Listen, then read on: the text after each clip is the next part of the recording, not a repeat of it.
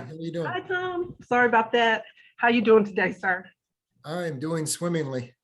Good. Looks like we have a pretty good group going here. Definitely.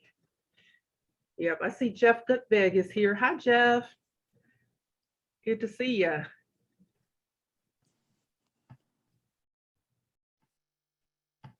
Actually, I've heard from several of you over the past couple of weeks since our last meeting. Miss Deborah Stancliffe, Kenneth Trawick, Kimberly Clemens, Todd Annette. Thank you for reaching out with your questions. I hope I was able to address them and that you're satisfied. We have just a few more minutes until we're at 1300, guys. Getting ready to start. Oh, hey, Jeff, it's all good. I see you. In the meantime, I can't tell you how much I like this group here, this meeting, the collaboration between Dante's and the field and education services centers and the counselors and so forth. This is just I feel like it's a win-win really for all of us to come together, share some things, being able to answer some questions, get the viewpoint from the counselors and education services officers and VolEd professionals around the world. It's a great opportunity to give them updates and clarifications on our programs and services and hear what their needs are as they are servicing service members. So this is a great job. This is a great meeting. Yeah, thank you. For those that don't know, that's Mr. Tom French. He is actually my supervisor at Dante's. He's the manager over education programs. Tom, thank you for taking time out of your day to join us. We appreciate it. Hey, absolutely, Mariba. I want to go off screen, go mute and watch and listen and learn from you guys. And if I need to weigh in, make a comment or answer a question, I'm here. Okay. So thank you for everybody. Okay, no problem.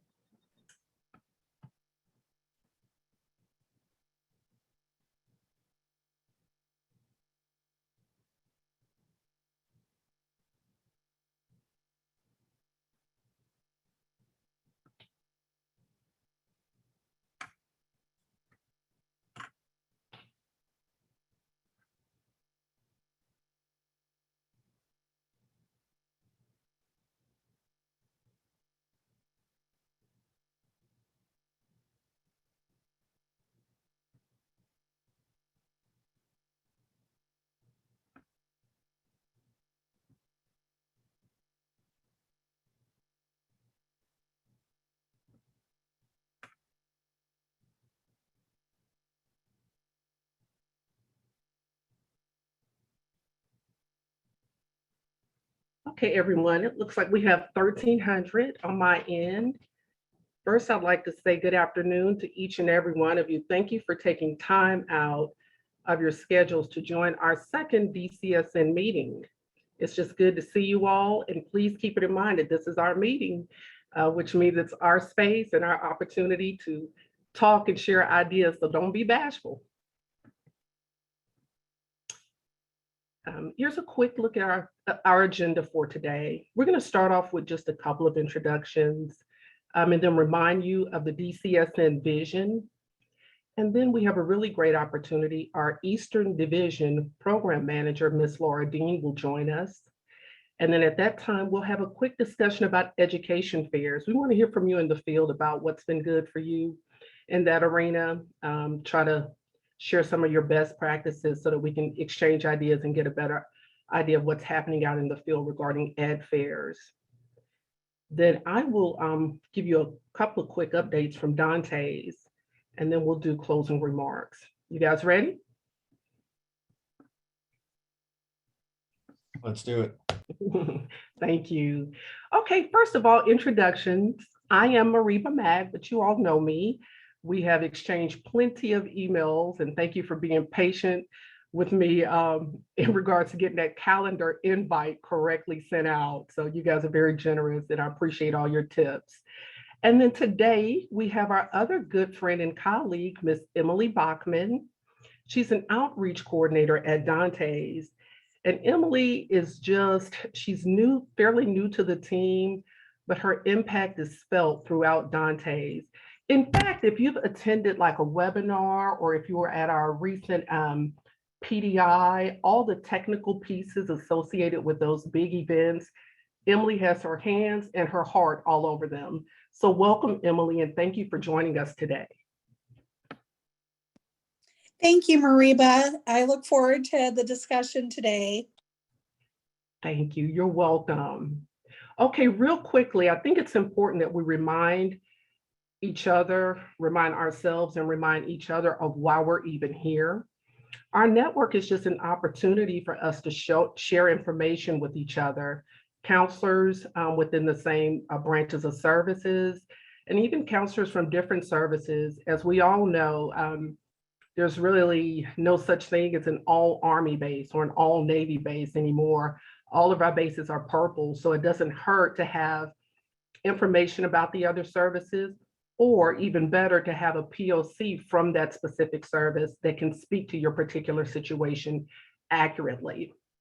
And also, I think I kind of said it in the last statement, we just want to connect you all to each other and try to share ideas with each other and kind of enhance that opportunity to network. So this forum is for us, for counselors, for us to talk to each other. Nobody's being briefed or, this is a discussion, so please don't be bashful.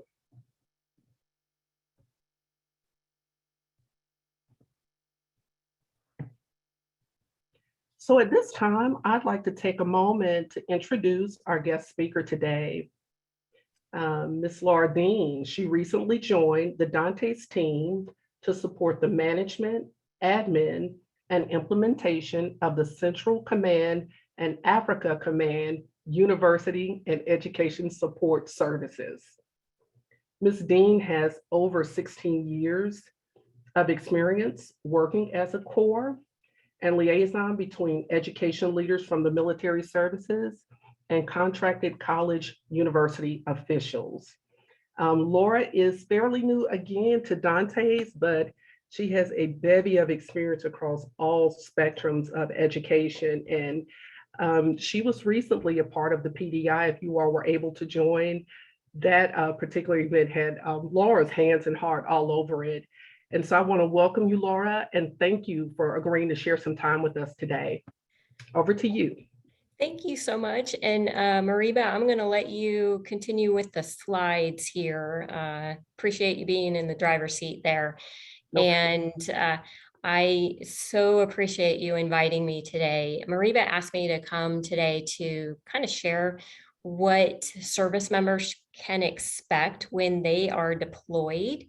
And I see there's a question down there. Yes, I am that Laura who was in A1 back in PACAF. I just did come from there. I was working at the headquarters. So I recognize some names out there in the Counselor Support Network. It's good to see you out here. But now I'm working for Dante's and helping support our service members when they get deployed to downrange areas. And as I was mentioning, when service members come into your office and they say, hey, I'm being deployed, what kind of support can I expect when I get deployed? It really, really, really depends on where they're headed, what their mission is, how long their tour is. And I think that's something to keep in mind when you go to counsel them, how they can continue their education while they're on their deployment. Today, the slides that I'm going to share with you are specific to Central Command and Africa Command, but no, service members get deployed all over the world, and depending on where they land will depend on what kind of support they get. So I put that out front. In Central Command, and I'll show you a map here in just a second, it's really a partnership between the command at the installation, Dante's, contractors to provide education once a service member comes to the installation. Again, when I come back to that, it depends on what kind of support a member gets. much of that is dependent upon the lead military service at the installation where they go. And the places that I'm going to share with you are downrange areas where we have some kind of infrastructure. There are possibilities that members may go deep downrange, where they may only be there for a quick second, where the government doesn't send people to sit there and wait to provide services. They may come in real quick, take a team in or out, but most of the time, if folks are deployed deep downrange, they may not have any education support at all during that time. So the command at the base determines what kind of support they want. In some cases, they may have military members who are working as education support education technicians, or they may have GS 1740s placed at the base, dependent on that military service. DANTES is responsible because they're directed by a DoD to provide support for contracts that are used at our deployed areas in the Middle East, Southwest, and Asia, and Africa. And so we have contracting officer representatives. I'm the alternate core for those programs that are being used by contracts that are downrange. We have accredited institutions at some locations to provide college classes, undergraduate and graduate. And then we have national test centers at some of these locations. All of this is under contract. And then I have to let our Army counselors out there know that right now we have a gap in service at some of our locations, because we have contracts. We've had contracts in the past provide education support services, those services that kind of run the education offices at our Army locations. We have a little gap in service because we thought our incumbent contractor was going to come back and provide the services this fiscal year, but they chose not to. So we're now in a solicitation period where we hope to have a contract awarded very soon. Did I have a question out there? Nope. Okay, next slide.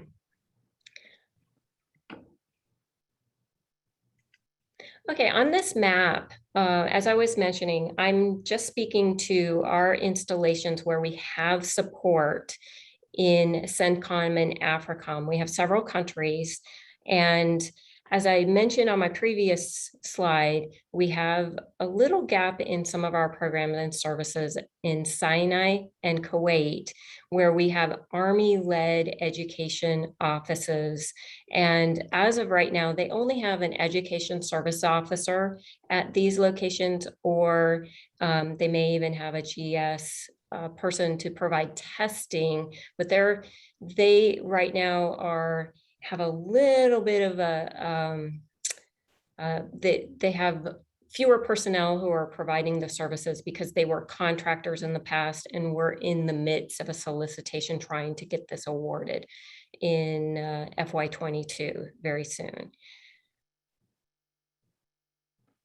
Okay, I see there's a question about DAMES 2.0. If members...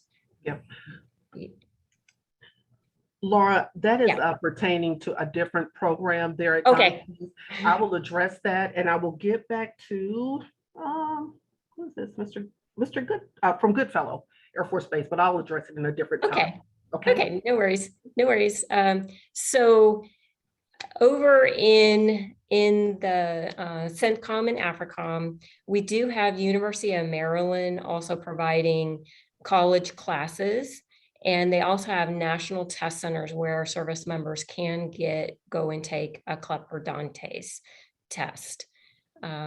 So now all of those education support services in the little chart on the left-hand side, those are actually funded by the base. So depending on the commander and the lead service, if they want to have any of those services, and this is all contingent on when the contract is awarded, they can order those services, and then Dantes, they send a MIPR to Dantes, and then that's how we fund that contract. If you're you understand how tuition assistance works, University of Maryland, we have a contract with them, but we don't actually pay them directly for their services. Everything that they're making, all their resources are coming in by the tuition that they charge to our students who are downrange too. So while we do have a contract over there for them to provide college classes at these sites, the only revenue that they're making is the tuition that they charge. That's a really good question. I see from Goodfellow, the question came in about FAST classes. The FAST classes listed on our contract, those are face-to-face classes. And the reason why they're face-to-face classes is downrange, we don't necessarily have the infrastructure and bandwidth for the online tools that we have through the Peterson's tool. And so that particular FAST class on there is a face-to-face class that is taught by an instructor. So that is a little separate from the OASC program. And Mariba, if there's questions that are coming in that pertain, if I don't see them, please let me know. Sure, no problem. You're Okay. doing fine. Thank you. All right. So back to the map. We have University of Maryland providing courses at all of these sites. And then the red are the folks who are waiting for the education support service contract to be awarded so that we can get some more of those support services back onto their base. Okay, next slide. All right, remember how I said it depends on the location as to which the lead service. Here is kind of a breakdown of all of our different locations and which bases the lead. Bahrain, we have the Navy, Djibouti, the Navy is the lead at those places. And you can see we have Army, we have joint bases out there, but the Army and Air Force kind of share in some of these locations. At the Air Force bases, they've chosen, they don't have necessarily full education centers. They call them learning centers. And they do not send GS 1740 civilians down to these locations. They have a military member who holds an AFSC MOS of a 3F2 education technician. So while you remember, if they're at any of these Air Force led locations, they won't necessarily have a GS civilian counselor there to tell them, but they will have a military member, 3F2, who hopefully before that 3F2 deployed down to the location, they were able to go to an Air Force education office to get some training on AFMs, on testing and all of that. So there is voluntary education support. Again, it varies depending on what the location is and what the facilities are like. But if you do note, we do have testing centers at each of these countries. Now, University of Maryland, if you're familiar with national test centers, they're doing the CLEP and DANTES test. They don't necessarily do the military testing. So it's contingent on the ESO or that military 3F2 to do that kind of military testing. Okay, next slide. All right, and then here's a little more breakdown of our government personnel who are authorized at these locations. And you can also see which services in the lead when you see the funded by Air Force, Army, Navy. Now, if you hadn't heard, The Navy college offices at overseas locations, they are closing their doors on 1 October. So if any of your folks are being deployed to a Navy-led location, the Navy College Office counselor will no longer be there. And the Navy personnel are being directed back to their centralized virtual education center in Virginia to get their counseling. But if your member happens to be a different service, you can pretty much expect that member to probably be reaching back to your home base for any kind of counseling that they may need, because there's not going to be a Navy counselor on the site anymore. Okay, next slide. All right, so working downrange has always had its challenges, but then COVID and the pandemic brought all kinds of extra challenges to those locations downrange. Of course, one of the big challenges that we have at some of these downrange is the facilities that folks are living and working out of, and our classroom spaces at some of these locations are in shipping containers.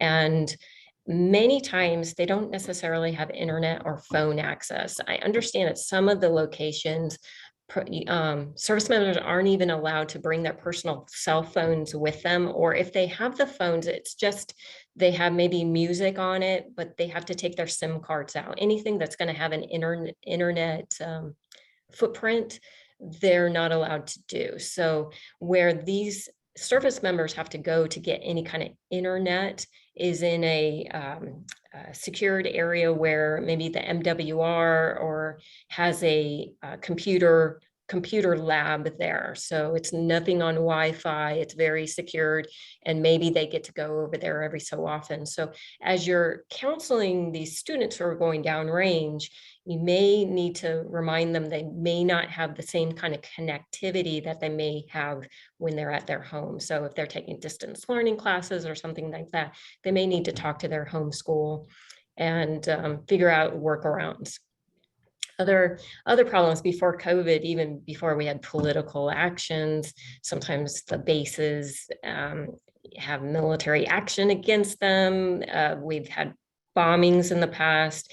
Weather sometimes is an issue with sandstorms and such. So that was even before the pandemic. Once the pandemic came, then trying to get services to the folks who are on site got even more difficult. Our schools, many of the instructors who were coming down, they couldn't come anymore because of restrictions due to the pandemic. They didn't allow anybody 65 years old or older to come because there wasn't the medical treatment facilities available in case they got sick due to COVID.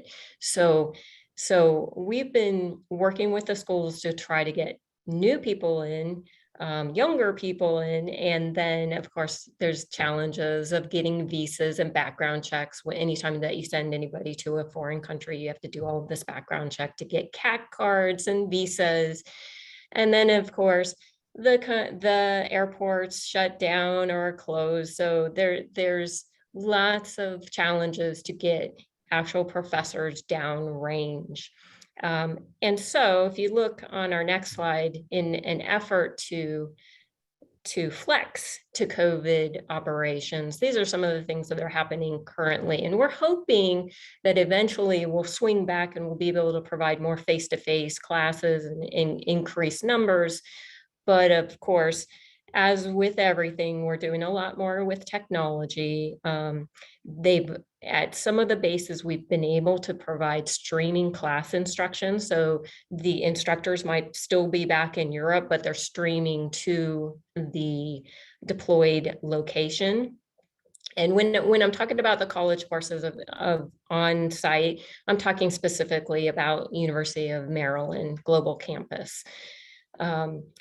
We've seen an increase in distance learning, and then at the actual education support by counselors, we're doing more appointments, more email, more phone calls, less just walking in. And this is all due to COVID operations. Just like in the US, we're seeing spikes depending on what the location is. It calms down, and then Delta variant comes in and more infections. So we're constantly flexing as to, is the education office open? Is it closed? National test centers, they continue to provide testing, but of course they can't test as many students because of the social distancing but the services are there. And so what's next? Next slide, let's see. Oh, I wanted to point out on the Dantes website, there is a place where you can go and find out what is available depending on where your service member is headed. There's overseas education support. If you go under the education program and look at education support, you can find out what's available in the Pacific. You can find out, and you can see there's actually 3 tabs on here, and what I took a picture of was in the Pacific. In the Pacific, you can see there's Troy, University of Maryland, Embry-Riddle. If you clicked on the European tab, you'd see what other schools are available, and then downrange. Oh yeah, exactly. Thank you, Mariba.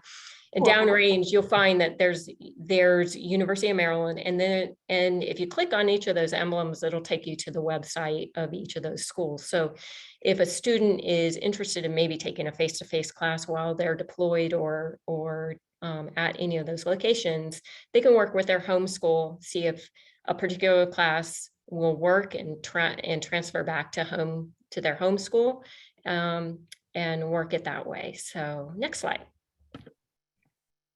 So some things that you all may want to think about before a student deploys is how do they want to use their time while they're deployed? Do they want to work on studying for CLEP and Dantes? Discuss with them what their goals are. At some locations, there's testing opportunities, so they could be studying CLEP and Dantes. At some places, they might be able to take a class. And then, of course, when they come back from their deployment, you always want to meet with them to kind of do a check-in.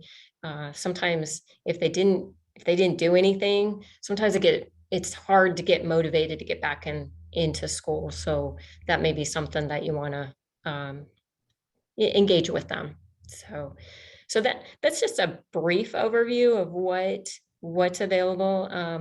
Mariba, if you go back a slide to that DS, down there, Dantes European Advisor, there is a contact phone number and an address that is, and then there's also a contact a counselor, which goes to a whole different section. But the Dantes European Advisor, Mr. Mark Phelan, and I can answer your questions if you have any questions about downrange, and we can help you with your student. Okay, so if you have any questions or if you have any thoughts about how you might be able to help your student before they go deployment, this would be a great time to talk about it. Laura, I just have to say, this is an exceptional discussion. I used to be a counselor in the field, and it is just so much more beneficial to be able to allow your service members to know ahead of time of what's available. Now, we've all deployed, well, a lot of us have deployed, and we understand that just because you want to do something while deployed doesn't mean you necessarily will have the opportunity. But just for planning purposes alone, I think it's good for all of us in the field to keep it in our back pocket, what's available. Right. And if a student knows that, oh, I might be able to take a face-to-face class, I might not be able to do distance learning while I'm downrange, but maybe I can work with my homeschool, find out if a class with University of Maryland will transfer back. I can use that time to at least get a general education requirement out of the way or something to that effect. So I know our contractors are always asking, hey, if you tell us who's coming, then we could reach out to them. Well, we can't do that for security reasons and mission and all that, but the student could certainly reach out to them. Definitely. I'm looking at the chat here. I see that someone out, and I can't particularly see, I think it's Goodfellow again. That's saying that looking for updated hard copies of CLEP DSST study materials. Is there access to a mobile hard copy library, or do we have access to that stuff readily available? You know, I think that they have printed out a couple at some of the locations. Right. But I can find that out, and I can bring that back to the group. I can send you some answers to that. I do know that they are online. It might be something that the student may want to do before they get downrange, though. Okay, yes, I can see where our Dante's colleague and friend Erin Roberts was pointing out EBSCO Learning Express and Modern States as a preferred vendor to get those study materials. So thank you, Erin. Appreciate that. You know, and another thing is that academic, and somebody brought up the OASC tool. I know that they now allow you to download portions of that.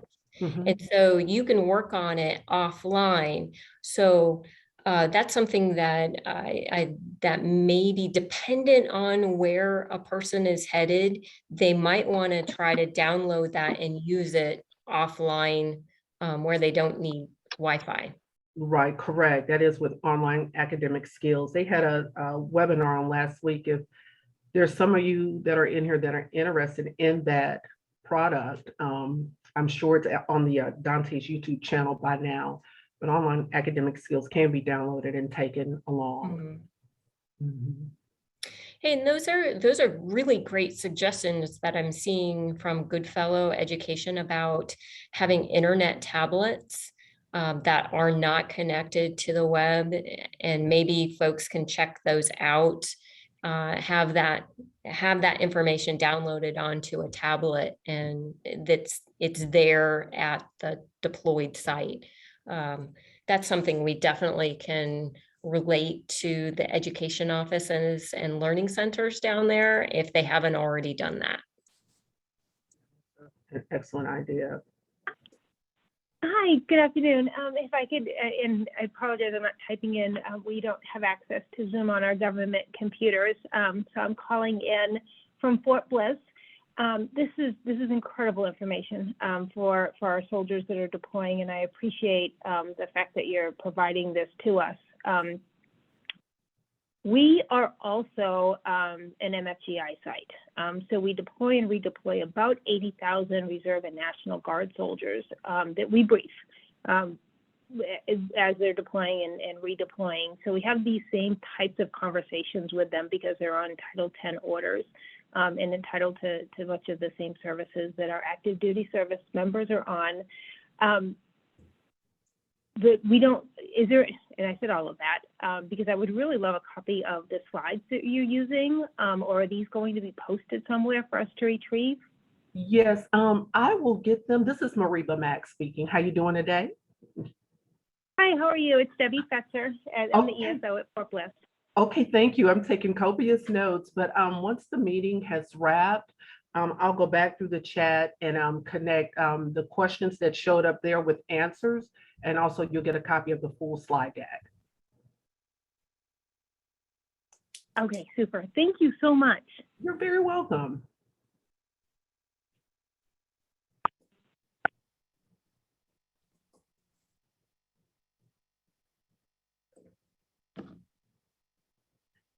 Okay, and I'm taking down notes myself about ordering study guides and all of this, because we can definitely verify if there's these hard copies at those locations and get that back to Mariba too. Yes, no problem, Laura. And one thing, Erin Roberts, our Dante's colleague and friend, she also just popped up. There's an EBSCO webinar that will be conducted on Thursday. If you want to learn more about those readily available materials through their system, then please feel free to join us. There's a registration link in the chat and also through the Dante's website. I know too, depending on who's in charge, sometimes we have enlisted members who are working at some of the deployed site. And I'm talking like the deep deployed sites where they don't necessarily have any kind of permanent support at those locations. Some of those lead enlisteds will, especially if they're 3F2s, they will take on like a cohort, and they'll do what we call a prepathon at those locations. And we've provided those members with study materials and there's a handbook on how to guide a prepathon or work a prepathon with your group so that they will be ready to take a CLEP or DANTES maybe when they return to their home base, or if they get to a location where there is a national test center. So that's another way that a person could continue to work towards their education while they're deployed. Sure. Our good friend and analyst there at Dante's, Becky, she briefed on the prepathon the last meeting, Becky Hilgeman. So I'll be sure to send out the handbook that she prepared, and I'll just attach that to the follow-up email along with the slides in case it's helpful for you all. Okay. Yeah. Does anyone have anything else for Laura while we have her here? I mean, we always have access, but Sure. Live in person is great.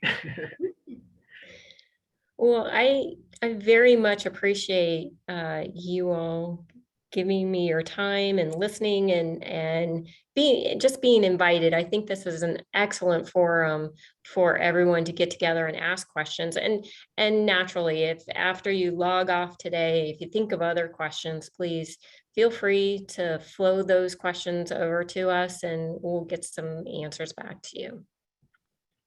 Okay, Laura, thank you again for your time. Sure. And if there's nothing else for Laura, we're going to go ahead and move on to our next section.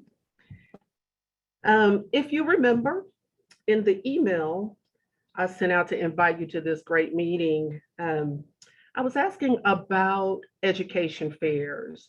So we know that in the environment of COVID, we're all doing different things around the field. And we get invited to education fairs quite often, but it seems that no one is really doing the same thing. And so we kind of want to get an idea from you all about what's working in the field, what challenges are you being presented with, and so on. And so to cover this area, I'm going to turn it over to our good friend, Miss Emily Bachman. Emily, you ready? I sure am. Thank you so much, Mariba. Welcome. If you'd like to go ahead and pull up our slide, please. Yes, ma'am. As Mariba said, we have seen this last year, a change in dynamic with so many shifting over to the virtual world here, and many still working from home in many settings. So we wanted to kind of reach out to you and strike up a conversation to see, you know, how many have hosted education fairs this last year. And so we're going to do just a couple polls here to see one moment, please. We're going to see, who has hosted an education fair this year, and then also if it was virtual or in person. So one moment, please. I'm going to go ahead and pull up this poll here. Let's go ahead. Oops. I apologize. No problem. There we go.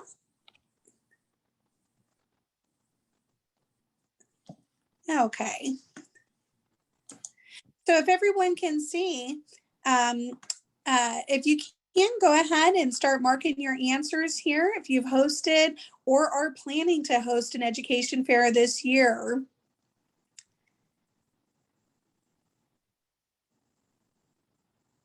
And we'll give just a few more seconds here for everyone to mark their responses.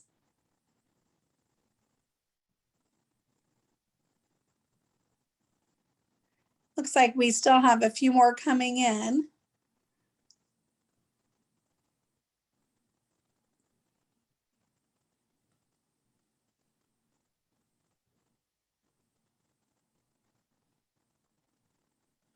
I'm sorry, I took it off the screen. I'm sorry about that. My reflexes got me. Oh, that's okay. So I'm going to end the poll here. It looks like we had quite a few respond. So I'm going to go ahead and see if I can share the results here. It looked like we had about 36% that said they have hosted an education fair this year, and then 52% said no, and then a handful said they are definitely interested in hosting one. So then we're going to ask one more follow-on question here. Oops.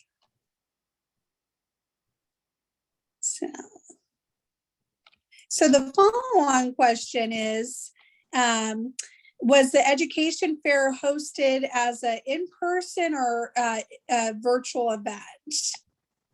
And can you see that? There we go.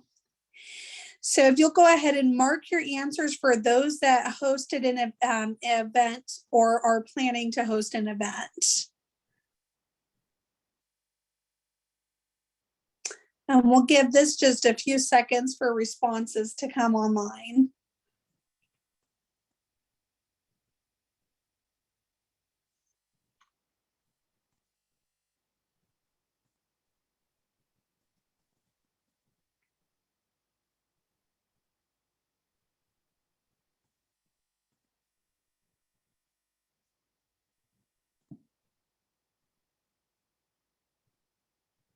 So this is pretty interesting from what I'm seeing, and I'll share the results here in just a moment. I think the group will find this fairly interesting as well, considering our work environment over this past year. Okay, so I'm going to go ahead and share the results here. So it looks like about, for those that responded that they have hosted or are planning to host a fair, it looks like 47% said they hosted a virtual education fair, while 53% said an in-person fair. So I wanted to bring this up as a discussion item for the group to point out, we have seen such a change in dynamic this past year. And as Mariba stated, we do get invited to join and to support different events, from our education offices by request. And so we've seen everything from in-person events that are, sometimes over the course of a few hours, to virtual events that are spread out over the course of 2 weeks with a few 30-minute virtual sessions throughout the day. So I wanted to share this to see if as people within the VolEd community are thinking about what type of events they may be interested in hosting in the coming year. If anyone would be willing to share some best practices or even some lessons learned that they have found through the events that they've hosted over this year as our work environments have shifted, or that COVID policies have been re-implemented at the installation that you work at. So I'm going to turn it over. I know that there have been some counselors that have reached back out to Mariba to provide some responses. So Mariba, if you're aware of anyone, if you see that they're on, otherwise we'll open it up to see if anyone's willing to share their responses as well. Sure. I'm looking here in the chat. I see Lynette Hetrick. She's sharing a good story from Malmstrom. I'm not sure. Are you able to speak, Lynette, or are you just able to chat? Okay. We'll stand by for just a second. Mr. Ted Byerly. Ted, are you in here today? I hadn't seen your name pop up.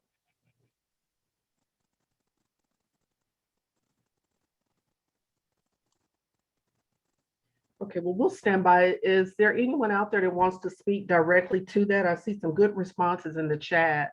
If you want to go on mic, that will be fine, so we can kind of go back and forth with you.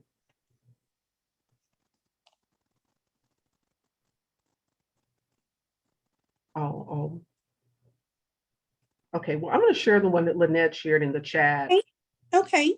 Okay, yeah, at Maelstrom, they just had an ed fair. It was career and ed fair. And she's stating that they only invited local schools from the base and Montana. And they also had various businesses to come out and highlight the positions that they offer, which is really cool. They had about 40 participating schools and businesses and about 400 folks who went through the fair. And that's a huge deal, especially in the height of COVID. That's a lot of people. So obviously the interest was there. So thanks for sharing that. Yes, Lynette, thank you for sharing that with the group. So what we'll go ahead and do, if anyone else would like to share, we'll give it another moment. But I know Mariba did send this out to the group with the with today's invite.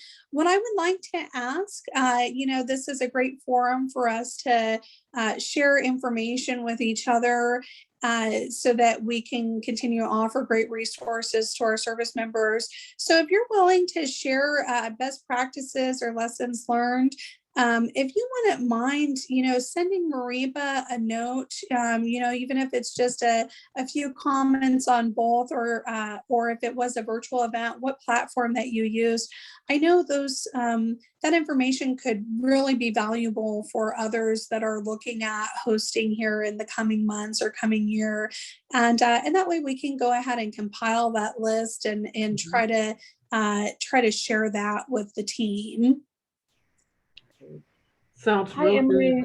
good. My name is Dorothy. I'm from Buckley Space Force Base. Yes, how are you? I'm great. We did a fair back in July, and we used Zoom as the platform virtually. And we Okay. used breakout rooms. I partner with our child youth services.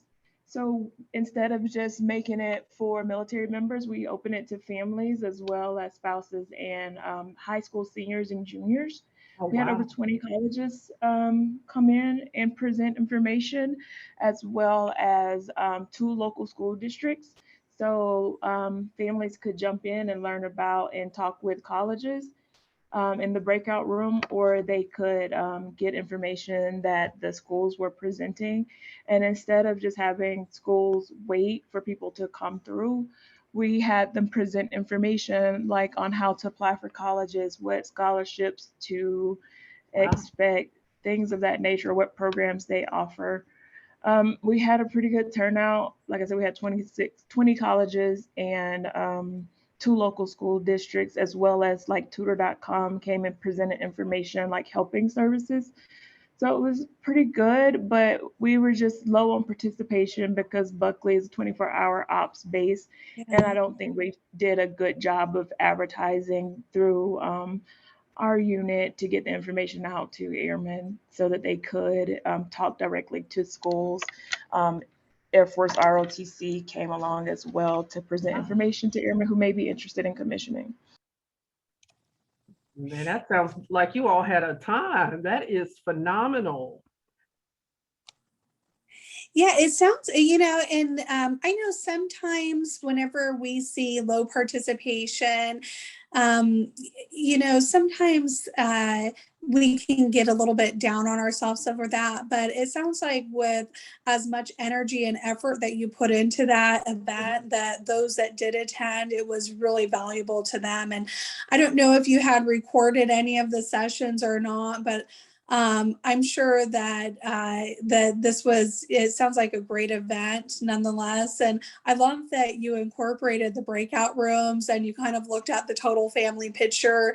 I think that that's always a plus. And I really appreciate you sharing this information because, as I said, it seems like this year was a year of learning for many, as I said, many of us have been working in the telework environment. And then, even if we shifted back into the offices, of adjusting to a virtual environment at that point as well.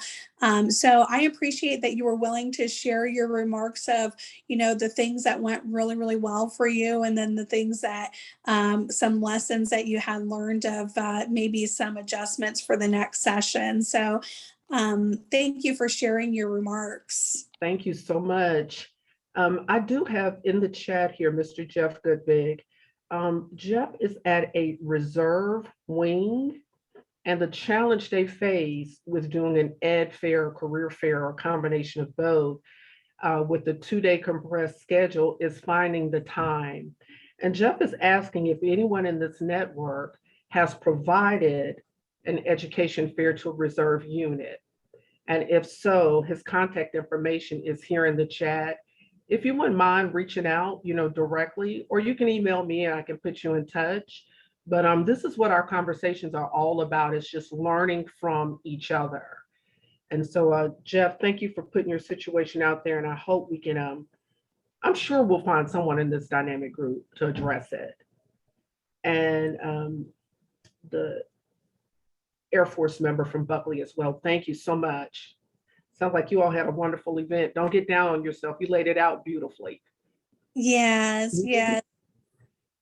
Yeah, and I see that Donna had some comments as well. I know that was a event that the Coast Guard had hosted through Brazen Connect, and Dante's had supported. Donna, are you able to access your microphone right now?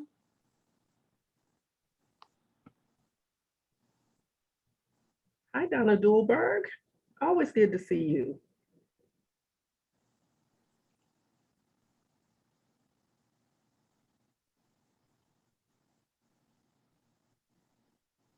Donna says she's trying, guys. Okay. I know sometimes there's some challenges with some of. All right. Okay. Can you hear me? Yes. Hi, sure. Donna, how are you today? Yay, it worked. So our virtual fair, so our ESOs, they do local fairs, but we did try a Coast Guard wide virtual fair. And we're going to do the next one in October because that one was fairly successful. So the first one was purely academic, and we had some support agencies like Dante's and Tutor.com and so on. And this next one's going to be more VOTEC focused. So when you use the Brazen platform, there is a number of participants that are limited, but what you can do, instead of giving each school like their own tent or box or however you want to think of that, you could put them together. So this next time when we do the VOTEC, we're also going to invite Naval Community College because that's growing in popularity and there's a lot of questions about that. And we're inviting CG Cool. Yeah, and so so we don't conduct the education fairs at top down. It's a collaborative between ESOs that are dispersed across the US. So I think this last one we had like Base Alaska. The POC that I put in the chat room is Shelby Dill. She's in Galveston, Houston area.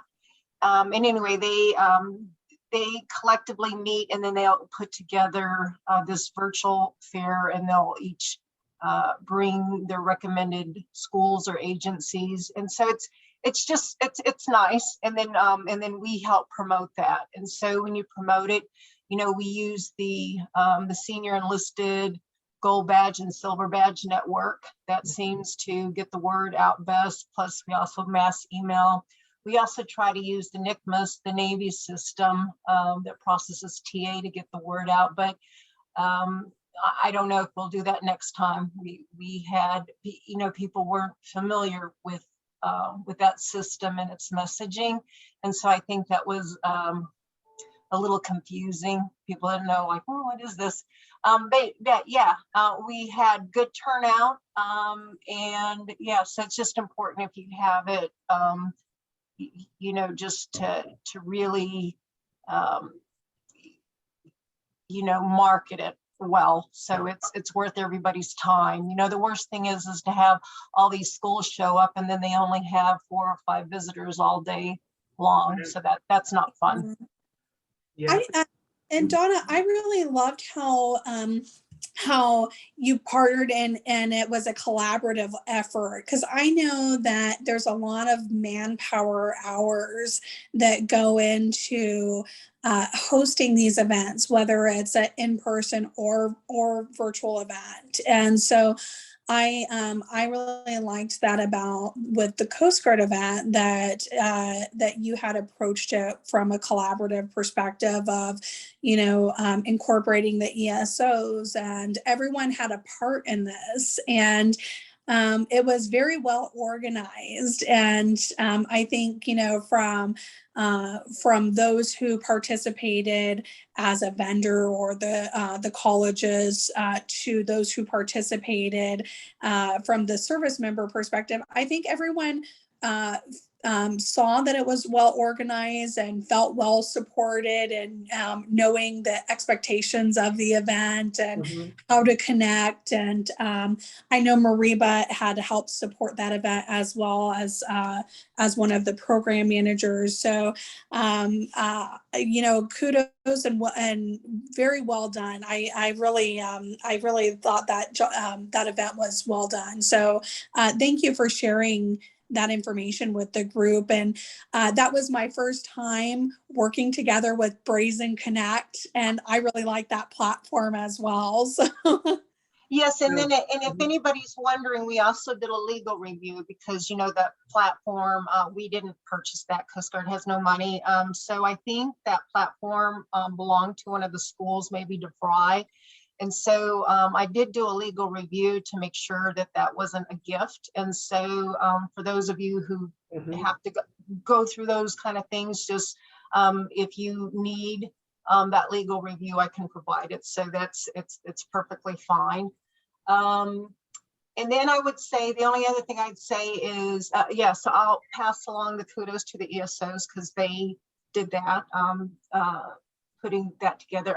But I would recommend that ESOs have their own tents. So that was well staffed. And I would say the ESOs actually had more visitors than any of the schools by, I think, every 4 or 5 minutes. There was a new person, and then the average chat time was between 3 to 10 minutes, I think. But Shelby Dill has an after action review where she kind of summed it up. If anybody wants to read about the specifics of that, you can email her. I put her email in the chat room. She'd be more than happy to share that, and and to help you put together your own. So she's very helpful.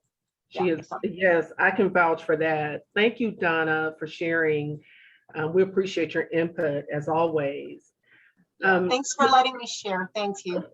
Of course, with pleasure. That's why we're here, to learn from each other. I see a hand up. Dorothy, Miss Dorothy Amos, or is that old? It may have already That's been. old. I'm sorry, I'll lower it. Oh, no problem. No problem. I want to make sure I got you.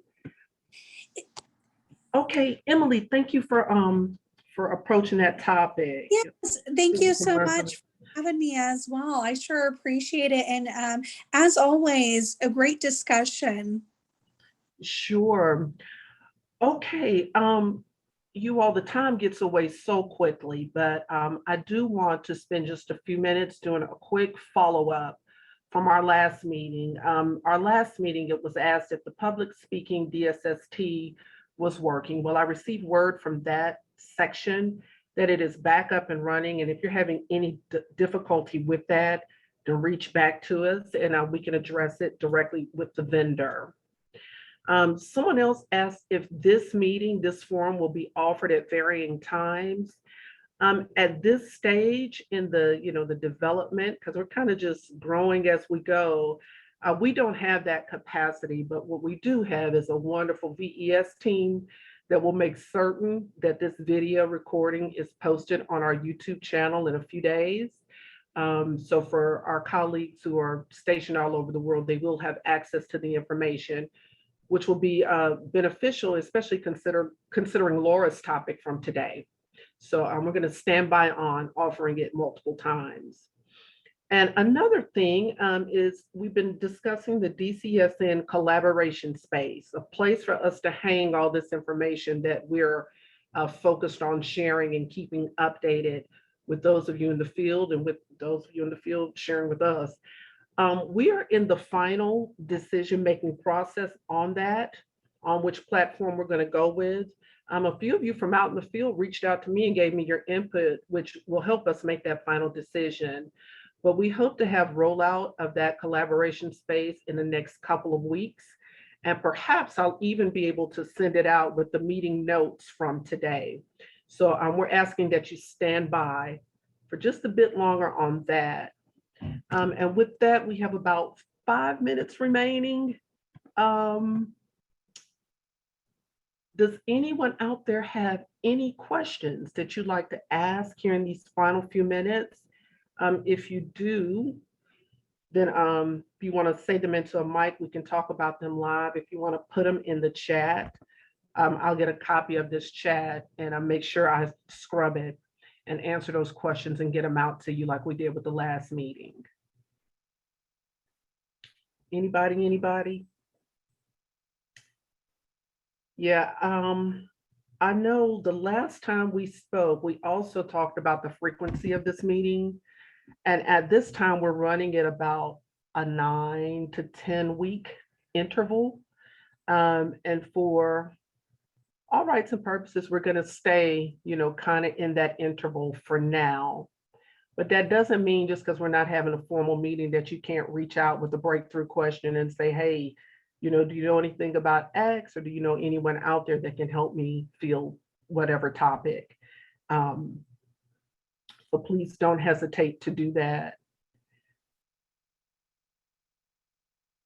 So with that, I'd like to take just a moment to thank you. You are the most important part of this entire project. So thank you for sharing your day with us. I'd like to thank Ms. Lardine for taking her time out to be a part of the discussion today, providing some really insightful information about those overseas programs that sometimes we don't hear that much about. So it's really good to have a person to address those topics with us. Additionally, Emily, thank you for being here today. Do you have any closing remarks?